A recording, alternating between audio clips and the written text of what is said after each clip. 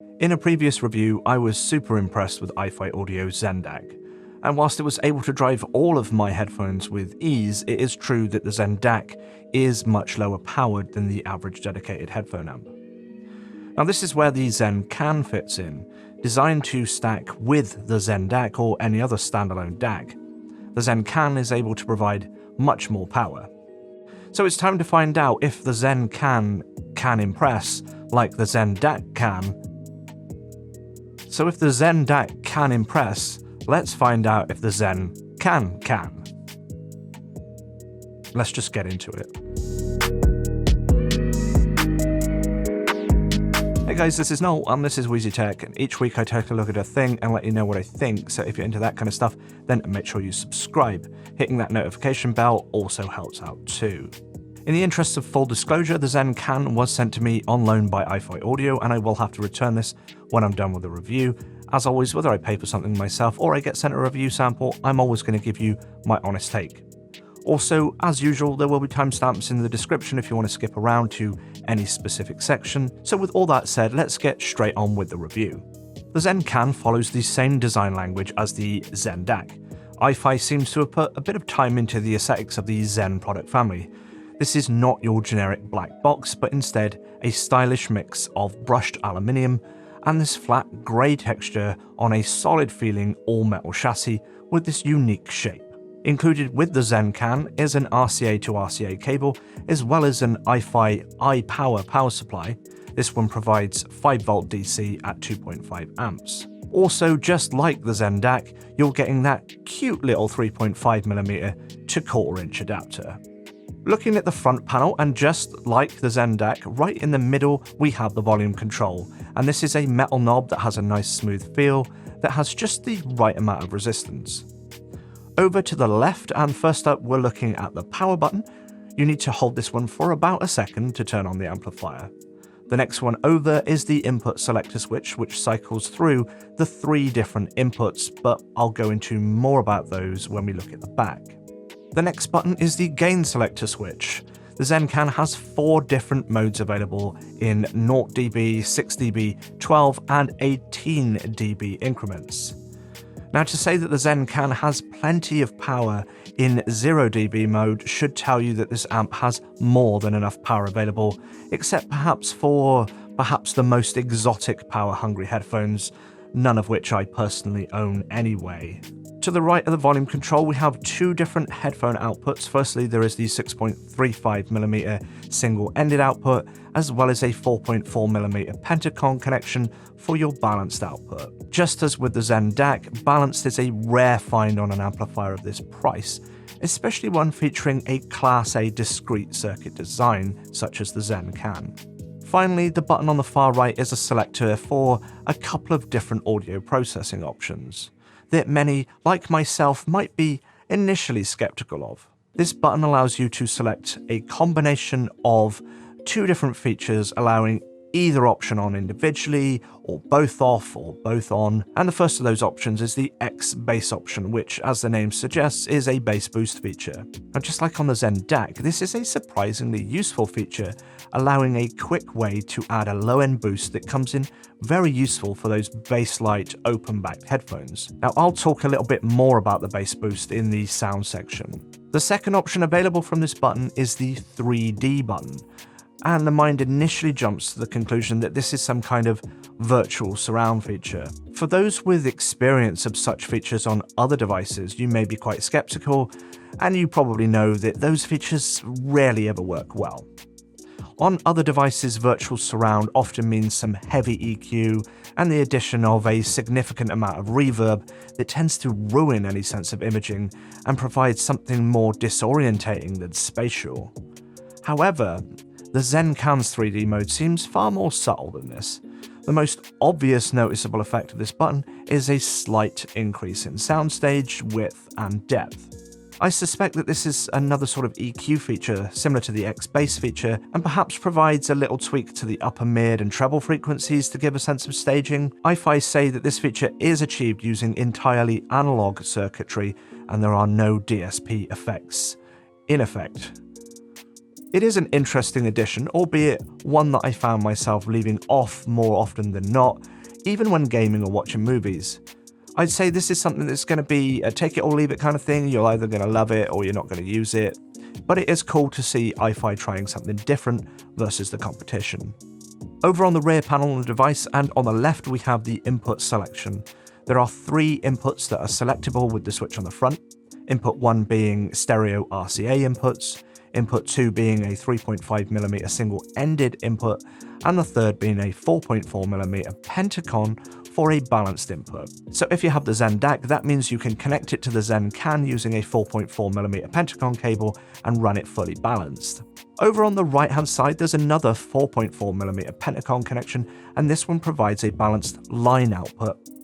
And on the far right, we also have the barrel connector for the power supply. Unlike many other headphone amps that you might be used to that take 12 volt AC, this one takes 5 volt DC.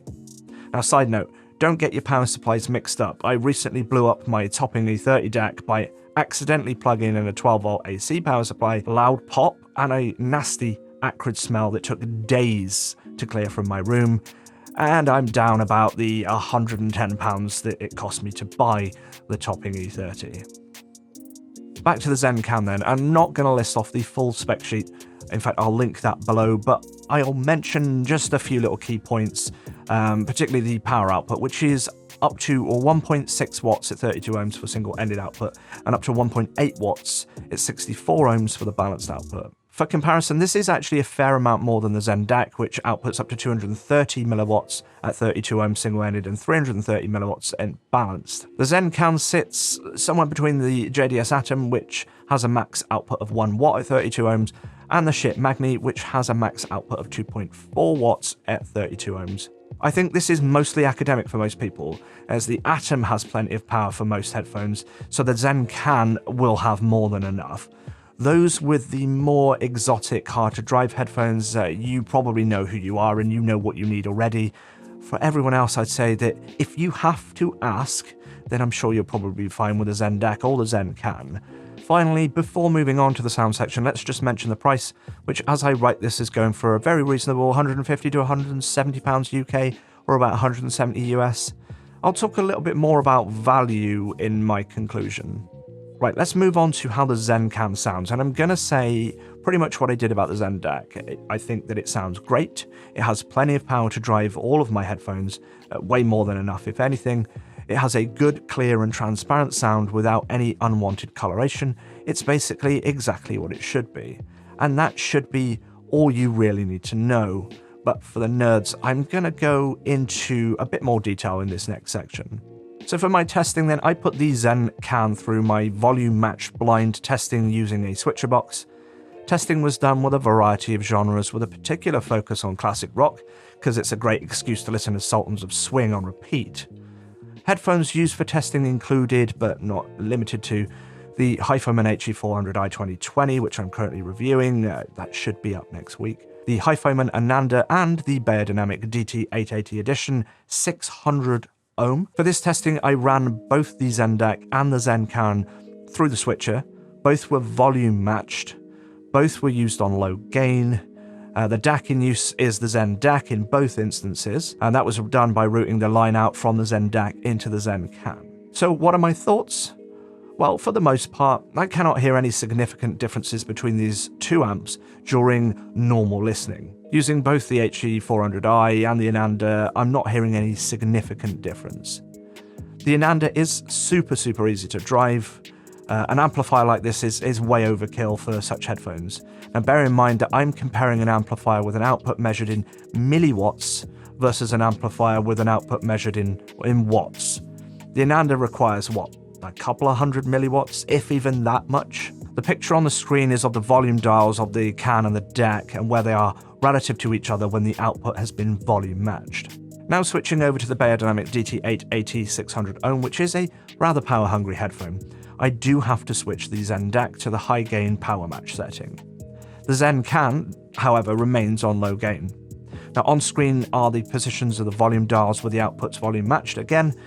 You'll see that even on high gain I do have to turn up the Zen DAC quite far, and the Zen-Can is actually performing really well on low gain, so there's plenty of power available from this little amp. So doing some listening then with the DT880 600 ohm, I am now sure that I can hear a very slight difference between these two sources, much to my surprise actually.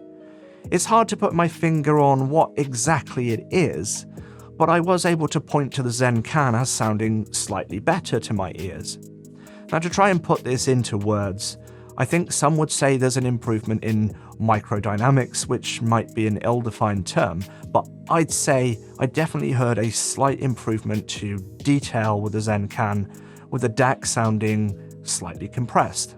Now this difference is incredibly subtle, to the point that I started second guessing if the volume matching was 100% lined up.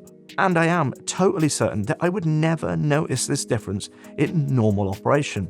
It's only that I'd been testing in this manner with the switcher that revealed this to me. But that is why I picked up this switcher, to find out if there is any real difference between source gear, and the only real way to do that is with a blind volume match test. And I think in this case, yeah, I think there is a very slight difference, with the Zen-Can slightly beating the Zen DAC in terms of those little detail improvements. Next up, I wanted to compare the differences in the bass boost features between the Zen DAC and the Zen-Can. Now with the X bass on the Can, I found it sounded leaner and tighter than the true bass on the DAC, which I thought also had a little bit more upper bass bloom, but also sounding slightly more compressed in comparison. Now I did like the true bass feature on the DAC, but having heard both side by side, I will say that I prefer the more subtle X bass feature on the Can. For example, the Sennheiser HD6XX doesn't handle bass EQ all that well, and I found that the true bass on the DAC made them sound a little bit muddy. But I think that the X bass on the Can is actually a viable option for headphones like the HD6XX.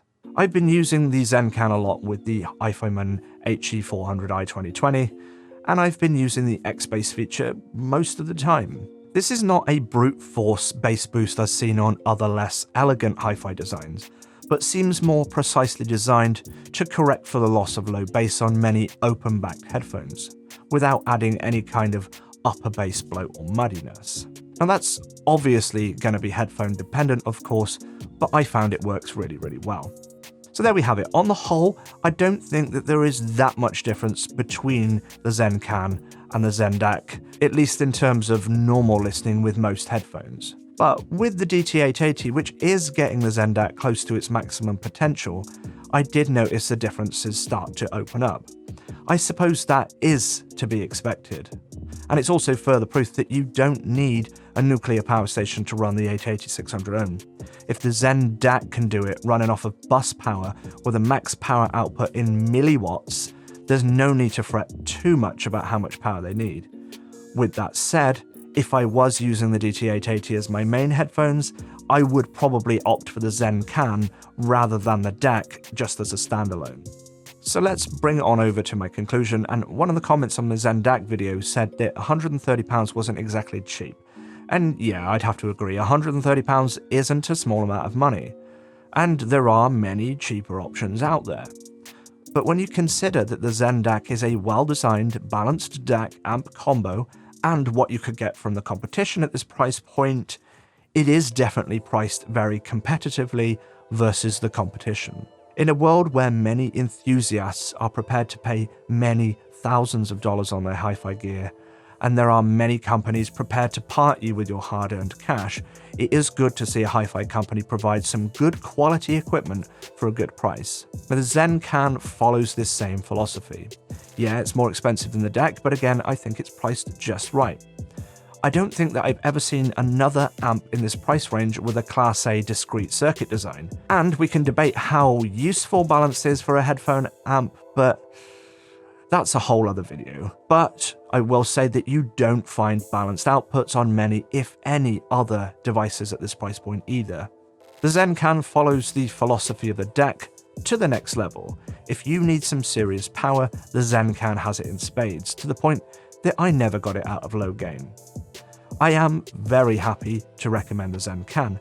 However, I think that I have demonstrated that the DAC is a very capable device in its own right, that I think will suit most people as an entry-level combo unit and that it's more than capable for even more serious audiophiles. The Zen DAC is the one I would actually recommend for most people, but for those with more exotic headphones that need to take the next step up, the Zencan certainly delivers. Okay, so that's going to be it for this video. Thank you so much to iFi for sending this over to me to check out. Make sure that you like and subscribe and all of that business, and check the cards for other relevant content. And as always, thank you so much for watching, and until next time, have a good one.